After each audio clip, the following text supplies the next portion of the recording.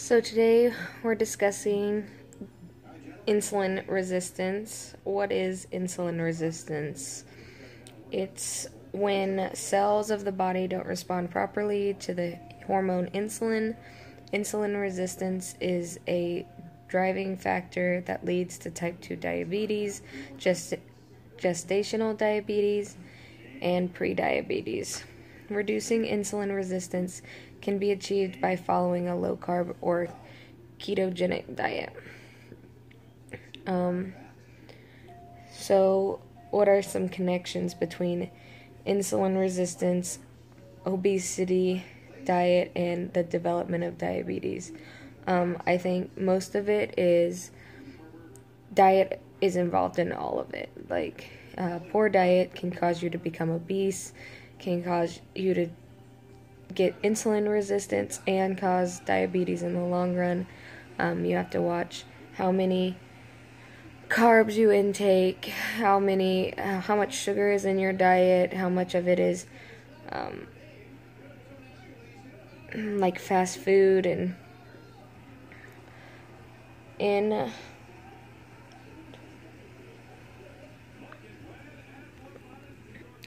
with all of them, you are at higher risk if you're overweight, 45 and over, African American, American Indian, Hispanic, Native Hawaiian, parents, brothers, or sisters have had diabetes or been diagnosed, you lack physical activity, or you have heart disease.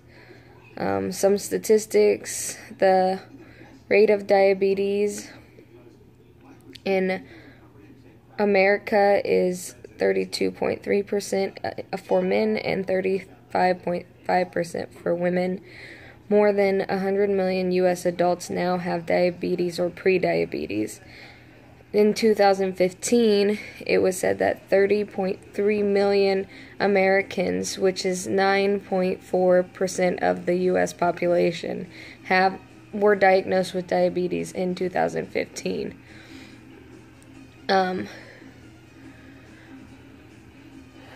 What are some possible sources of excess glucose in the American diet?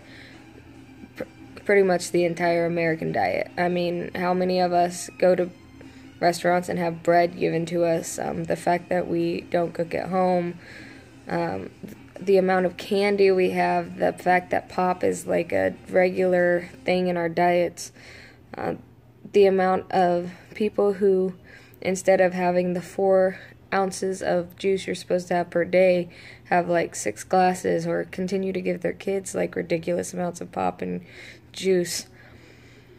And finally, how can we stop the epidemic of insulin resistance? Like I said at the beginning of the video, low carb diets or the ketogenic diet, avoiding sugars. There's no need for candy or pop in your diet. Exercising, watching your portions. You can have almost anything as long as you portion it correctly.